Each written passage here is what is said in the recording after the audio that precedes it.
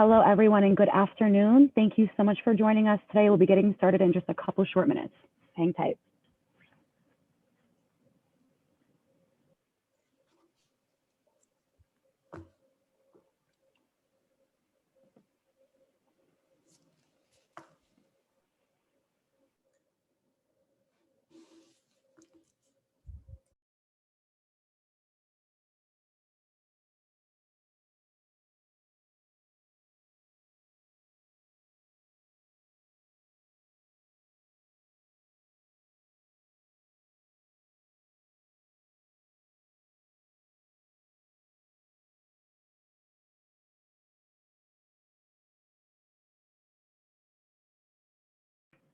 All right, welcome everybody. Thank you again for joining us today.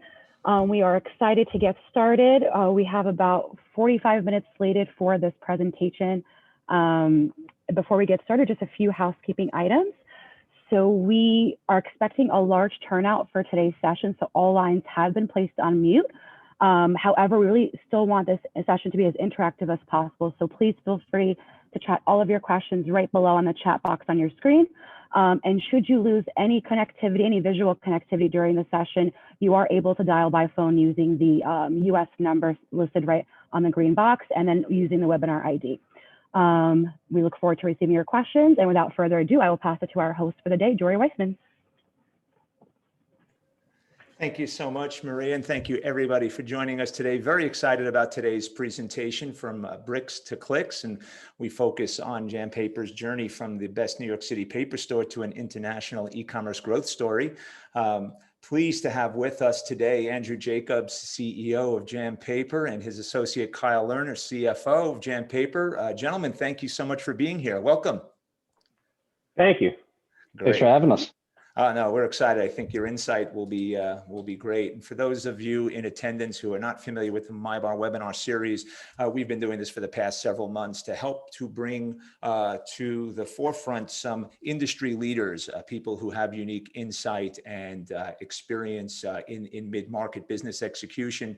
Certainly, Andrew and what he's been able to achieve there has been nothing short of spectacular. And we were pleased to be helpful to him on his journey. So if any of what we talk about today resonates with you, please do reach out to us. There'll be a QR code at the end of today's session that you can click on or submit a link through our website, and we'll be happy to chat with you about your experience. Whether we can help you or not, we don't know, but certainly look to share some insight. As we focus on today's agenda from bricks to clicks, we're going to be thinking about business evolution. And I think Andrew's story is one of business evolution. And when we think about that, we want to talk about some of the general trends that we see that fuel business process transformation.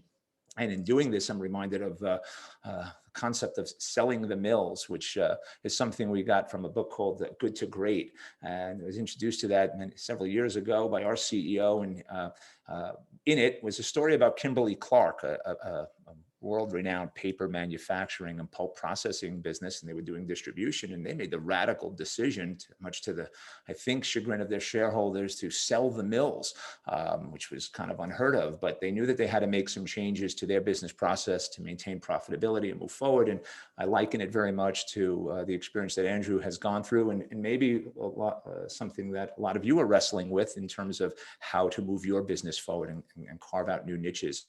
So we'll be talking to Andrew about his legacy systems. We'll be talking about the new technology he introduced, some other impediments that he faced along the way. I'm sure there was no shortage of roadblocks as he went and he did his thing. And that what led him to NetSuite and MyBar. It didn't start that way. He had some emerging technology there, but he had a strategic tipping point and brought in NetSuite and MyBar to help implement and realize his vision. Then we'll spend some time with Kyle and talking about some of the achievements that made possible for Jam Paper, specifically financial reporting and improved efficiency throughout the organization. We'll talk with Andrew about the impact on inventory management and customer service, and then we'll open up to some Q&A and some closing comments. So nice full agenda, and looking forward to this session. So as I mentioned, there are a number of trends that we see that are really fostering the need for digital transformation or cloud adoption in general. And I'll just bring them up on the screen. One of them being mergers and acquisitions and divestitures certainly can lead to the need to be more agile, be able to integrate new companies or business units, being able to get rid of those business units that are underperforming, and certainly being able to interact and have processes that can control these various business units. Adapting new products and markets, hopefully to drive increased top-line revenue growth, bringing in various new business models, getting creative, whether you're adding service or subscriptioning to products that may have been traditionally sold on a one-off basis, certainly is something to be considered and brought about by e-commerce. And the concept of bringing in new channels, new sales and distribution channels. Andrew's a classic example of that, and his e-commerce experience. And finally, the concept of standardization, creating a unified process and processes that promote scale. And certainly the volume Andrew had within his organization, scale would be an understatement because that order flow was significant. So Andrew, as I think about selling the mills and I think about your journey, and when we first met, I know you didn't set out to sell the mills, but potentially I think that's ultimately what happened. Why don't you share with everybody kind of how this whole journey, this whole dream began, and what were your first steps? Truthfully, it was a project we didn't want to do, and we pushed off as long as possible. We were shipping, we started shipping dozens of orders a day to hundreds of orders a day to thousands of orders a day. And our shipping processes actually were working. So we were getting the orders out the door, but our infrastructure related to accounting and finance were just getting further and further behind. And, it came to a point where, we'd be, not weeks to close, it'd be months to close a month. And we were just further and further behind. And, it came to a point where we're saying we have to do something if we ever want to file taxes. We had no choice. So we basically, took it from down here to up here and saying, if we're going to do it, we're going to do it right. And we're going to build out the most, specific thing for us as a company. And even before you got there, and certainly some compelling things in what you just said, what was day one like when you joined the business? Did you come in? I know this has been a well-established family operation that had, I think, 20 some odd retail stores to start. And got it. So we're going way back. Yeah. It was a family business where we had retail stores. I joined the business on a temporary basis at the time to help build them a website and then go to business school. The website took off and we went from a New York City based company to some more, we shipped domestically at that point, which was a big deal. We shipped nationally. And then started selling on Amazon, which then quickly led to multiple marketplace expansion. And over time started to slowly either close stores or just not open new ones as leases ran out. And all our time and energy were around adding new online channels. So we went from retail stores to what we considered, e-commerce type channels or stores. Interesting. So you replaced each individual brick and mortar with additional channels of process and effectively opening up virtual storefronts as opposed to the physical storefronts. Correct. We're on right now, according to our NetSuite, we sell through 26 different channels. Interesting. All online, 100% online. And at your peak, how many stores did you have? Retail stores did you have? It was under that number. We have more channels than retail at this point. So, I don't know what necessarily was the North Star. And you said, you came in with the idea that, hey, we'll get up an online store, never really dreaming it would take over the entire process of the business and replace the core line. But you were looking to what, just augment increased top line revenue or just tap into some new tech and see what was going on there? Or, what was kind of the thinking? Yeah, it was just clear that that's where the market was going, and people were buying more and more online, and we were going to reach more consumers that way.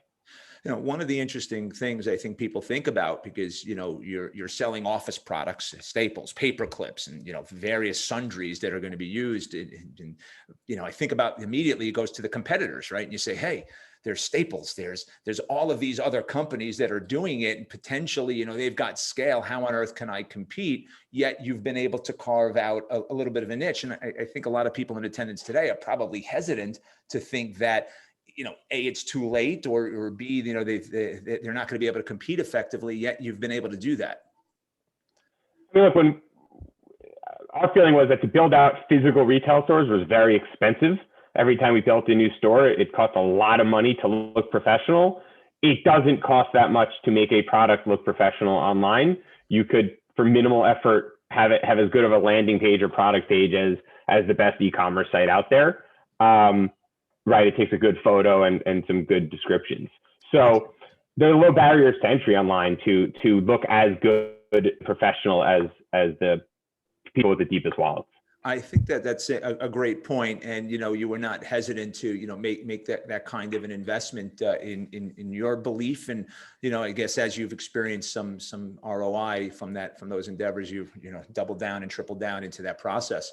But certainly not without challenges along the way. And, you know, we think about the classic three I call people, process, and technology, and the confluence of all of those things and having to be able to manage that. And I know in my experience in talking to organizations, as they go from really, you know, back office, you know, more labor intensive, manually intensive processes, they say, you know, can my people get me there? And, you know, I open this up to both you and Kyle. What was that transition like? I know Kyle came on board early in this, as the business began to really accelerate here, but can you guys share with the audience, you know, was there significant resistance? How did you integrate new with some of the old? I think it's important to hear. Look, it was clear we were failing. We couldn't produce financials in real time. So we were past the point of it really being a conversation saying, do we need to do something? You know, we should have done something 2 years prior. So we were past that. It was, what are we going to do? You know, so once we decided, hey, we're doing this, this is the direction we're going, we try to pitch it internally saying, you know, this is what we're going to do. It's going to help you, right? All those challenges you're facing, you know, we are going to do things to make it better for you. Some people want to be part of that change and process, and some people kind of sit back and let you take care of it, and you hand deliver to them the new process that they do. So it's all across the board, and the people who want to get involved, you know, the more people, there are a lot of moving parts, so the more people who can take ownership of a piece, you know, the easier it goes. Understood. I remember walking into your office, and it struck me, you know, going in to see a paper and wholesale distribution supply organization. And to me, it looked like a tech company. I remember walking in and seeing monitors on the walls and seeing a bunch of people, you know, displaying, you know, performance and analytic metrics and ping pong tables and, you know, everything to kind of move the business forward. And I often had brought up a slide with a comment from Satya Nadella, who, you know, from Microsoft's chairman, and he said, for businesses to be successful today, they really have to think about themselves as a technology company, and not about buying a piece of software and using a piece of software, but it's really more about embracing the culture of software. And yet, even long before, you know, you had this ultimate vision come to life with NetSuite, you certainly seem to be of that mindset. And I was curious if that was conscious effort going in, or just a byproduct, or talent attraction, or what the thought process there. So you know, truthfully, it was a byproduct of our accounting not being up to date, because we were using just an outdated system, that we started to use Tableau, business intelligence software, really to answer the basic questions like, what were our sales yesterday? How many orders did we ship? What were our top 10 items by sales, by revenue, or number of orders shipped? You know, a lot of the questions today that we answer in NetSuite in real time, we needed a solution. And once we started to expand on Tableau, we started adding dashboards and real-time reports and email reports. And, you know, as we started hiring more and more young people, we did mimic the technology company look and feel of offices. Yeah, no, that it's certainly interesting, and as we've gone through our technological evolution as well, having done this for 30 plus years, the technology we're deploying and implementing today is certainly very, very different than what we did. Some of the core fundamentals are there, but can certainly relate to that. And I'm seeing more and more of the businesses that are successful are thinking about themselves as more of a technology organization as opposed to just someone who buys or uses technology, for sure. Yep. So relative to process, I know one of the things that we focused on, and maybe this is a perfect entree for Kyle. We think about systems integration and eliminating redundancy and streamlining workflow. We're going to talk a little bit about some of the details of your business process.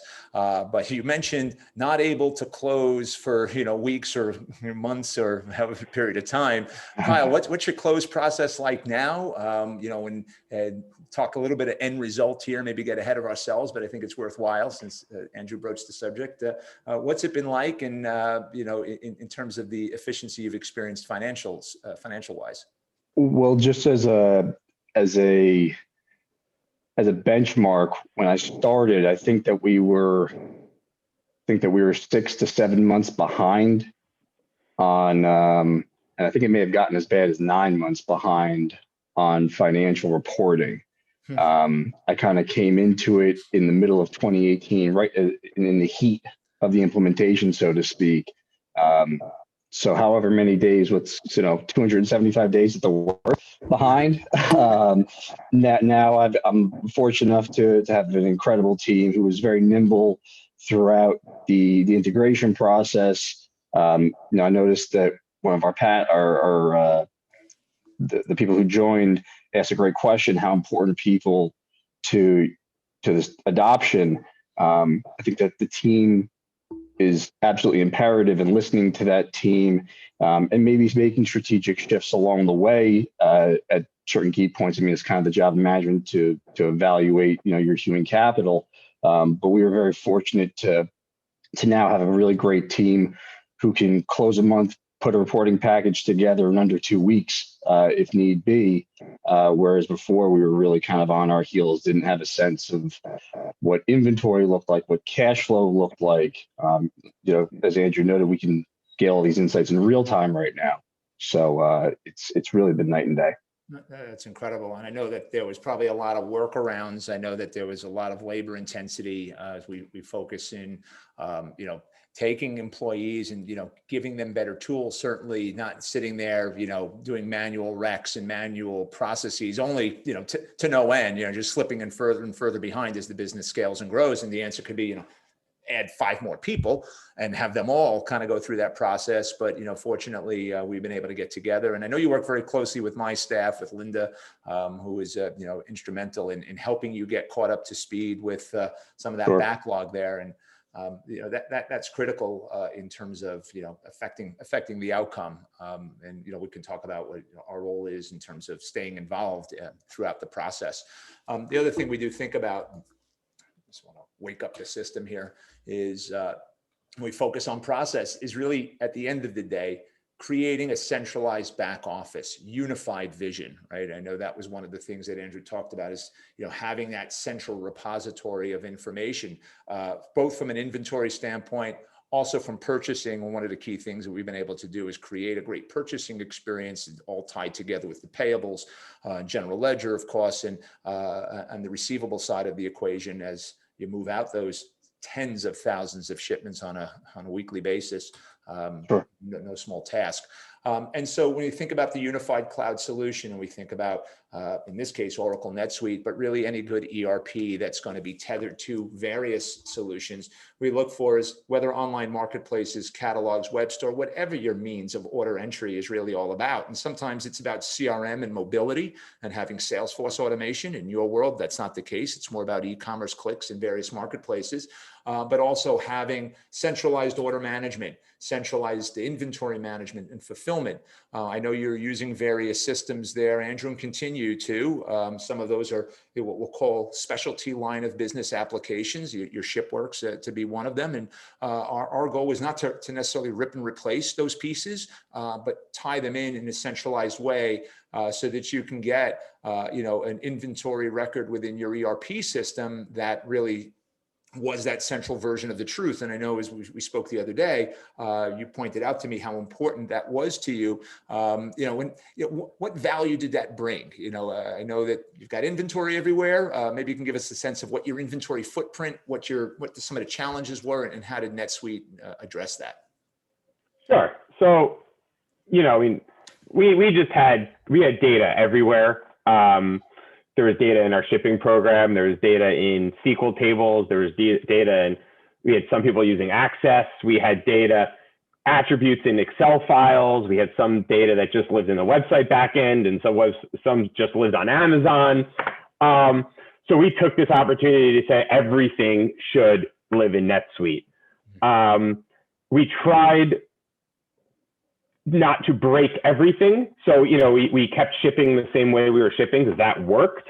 But, virtually all other processes, if there was a way to automate it with NetSuite, and we were doing it manually before, we took this as an opportunity to figure out how to automate that process or that transfer of data. So, we use NetSuite now, besides just inventory, but inventory is just much more sophisticated today than it was prior. We have inventory feeds going to dozens of channels. Previously when a channel would ask us for inventory, we would manually be uploading a file every day. And realistically, our inventory at the time, it said we either had 5,000 units or zero because it was either in stock or not in stock. And that worked kind of. But now we're sending real-time, real inventory numbers, and taking physical inventories and our inventory we could count on versus before it was kind of a close enough inventory system. It's really interesting. And your footprint expanded, right? So let's talk about, the JAM kind of framework. So you've got your physical inventory locations in New Jersey. I know that. Yep. But you also have subsidiaries, affiliates really throughout the world. You're doing business in multiple countries at this point? Correct. So we have inventory in 2 warehouses in New Jersey because nothing could be easy. And we outgrew one and now we have another one. We have inventory at Amazon fulfillment centers in the US. We have inventory in Canada. And now we had inventory in Europe, which we consider just the UK. But then Brexit, and now we have it in multiple, probably 5 to 7 other countries in Europe as well. We do run multiple subsidiaries. So Europe is its own subsidiary in NetSuite. We run multiple currencies. So we're closing out invoices in pounds, as well as euros, as well as Canadian dollars, as well as US dollars. We could look at those in NetSuite individually. So we could just look at our Canadian sales, or we could look at them all rolled up together. We could look at an income statement by channel. So I could just say, hey, how profitable is Amazon USA? Or we could look at an income statement with the channel sort of by column, if you could picture what that looks like, to see everything at once. We built out an extremely granular GL because we wanted the ability to slice and dice and to really understand our business and where our expenses were coming from. But if you want to look at it at a high level, it rolls up and you can look at it that way as well. So, we really just didn't cut corners in the ability to not lose information and really understand what's happening at any time. Yeah, that's true. And I know, Kyle, the other beneficiary in terms of managing some of the financial flows there, and you think about the intercompany processes, certainly no easy task coordinating all of that and getting it up and running. And I know, as I said earlier, you spent a lot of time with our financial experts here at MyBar, working with you on those deployments. And so now at the end of the day, intercompany transaction processing, currency conversions, not causing you sleepless nights or nightmares. No, not at all. There's so many MyBar was very helpful in being able to figure out as Andrew said, the right way of automating processes for our business. I think that was, if there's an underlying theme of this, it's building that we built a system that was correct for our business. It's kind of like tailoring a suit. This is the perfectly tailored, as close as we can right now, at least, as of a perfectly tailored system for where we are and where we're looking to go and to grow to. And being able to do that internationally when businesses become just a global endeavor now is possible, nonetheless easier as a result of this.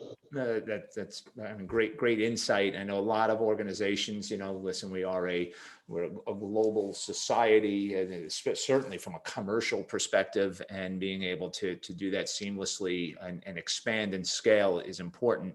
And so I think that insight's definitely appreciated. And really, again, a perfect segue into making the necessary investments. And one of the things we think about is obviously, we had to contend with the initial startup implementation, right? Replacing the foundation, right? At that point, I think it was like Sage Mass 90 or some legacy application, probably hadn't been upgraded in a bunch of years. A lot of people just I just want to mention, Jerry, one thing too. We were cash accounting at the time, so you guys, MyBar did a great job sort of coaching us to not only on the systems, but really just where we wanted to be as an organization. Really helping us grow up all over in the accounting front. So, it wasn't even just the system. It was saying like, not only is our system not right, but this is where you need to get to.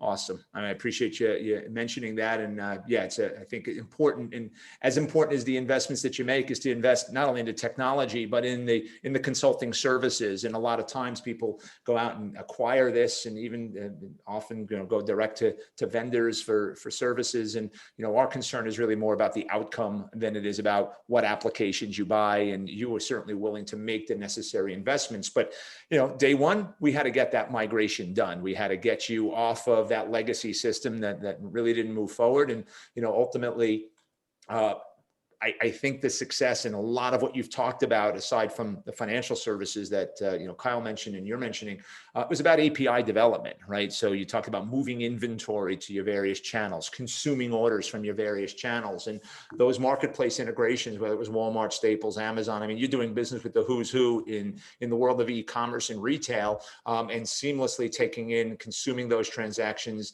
in and out of NetSuite, and doing so in an automated fashion, right? So yes, you can create exports on spreadsheets and using Excel documents and a lot of elbow grease. But one of the things we were able to achieve together is the API development, integrating the channel orders, integrating the shipments, working with existing assets. Your existing shipping solution is being one. But one I highlighted was about payment processing and remittance integration. And I think one of the downsides of dealing with organizations like Amazon is the fact that they wrote the book on deductions. They write the book on taking discounts, and payment processing and having visibility to true profitability. You talked about having a segmented visualization there. What you sell a product for, knowing if you're doing FBM, fulfillment by merchant, or FBA, fulfillment by Amazon, there's going to be a whole host of deductions. And I know we spent a lot of time and energy investing in this technology, but I think that's really paid some dividends around payment processing. Maybe you can speak a little bit about some of the challenge specifically there and what some of the benefits were there. Sure, I could do it. If Kyle loves to talk about how many orders we and how many people are in our AR department. So Kyle, you want to jump on that one? Yeah, happy to. So there are times throughout the year, back to school, for example, where Amazon will send us a remittance file that's in the hundreds of thousands of rows of data. That's paying off effectively 30 to 45,000 unique orders. And beforehand, there was a very, I don't want to say convoluted, but the Sage system would have an import that would crash 90% of the time, and the other 9.9% of the time, it would either freeze or come in incomplete. So what MyBar helped us create was an automatic, what we call a cache API, where we have one AR person, and she is able to pay off and close out fully, 30 to 45, and we can scale this. We've been told we could scale this to the moon with enough processing power, invoices in one single shot. So needless to say, as opposed to having to hire 5, 10, 15, maybe 20 people who all have their hands in NetSuite, we're able to then track throughout our GL very granularly by grouping the deductions to see, if Amazon has taken a long-term storage fee in a period.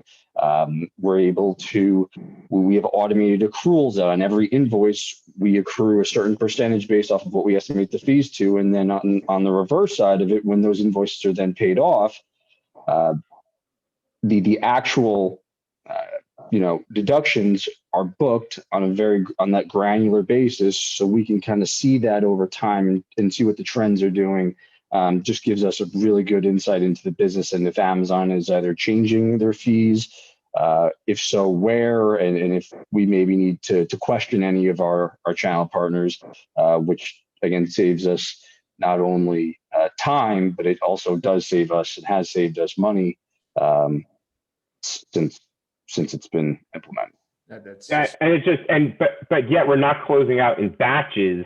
If we are short paid by 5 cents, by 3 pennies, right? We know that order was short paid. We're still doing it on the invoice level. That's perfect. I mean, that's and really, really key. And I think, again, a good segue into the next point is really about API development versus the use of third-party marketplace apps, right? In this case, we're talking about, any of these ERP solutions have a plethora of what they call ISVs, software vendors that are producing middleware, amongst other things. They have other specialty solutions. And you made the decision, instead of going with perhaps something that was canned, that, might get you X% of the way there, you decided to take the investment and build your own API, which NetSuite really facilitates, right? It's built with that in mind, so that I think that's a really important thing, and we've talked about that relative to upgrade in a few moments. But you had, I guess, the wherewithal, the courage to suggest, hey, we're not going to go to this third party because, Kyle said, it's got to be wants to fit us like a glove. Certainly nothing in the market really addressed the remittance option. That was really, really key, and did it with the level of granularity we did. But also there's a story about independence, being your own, having it for yourself. You own it, right? It's in your environment, it's upgrade. So you don't have to pay third party, solution providers for, they want to be your partner, I think, in terms of per transaction fees and stuff like that. I think I may have covered, most of the rationale there, but, I know that was, big in your thinking, and, just curious, why that was. Did it, hit those points, or is there other things that you were thinking about and why you wanted to develop APIs like that?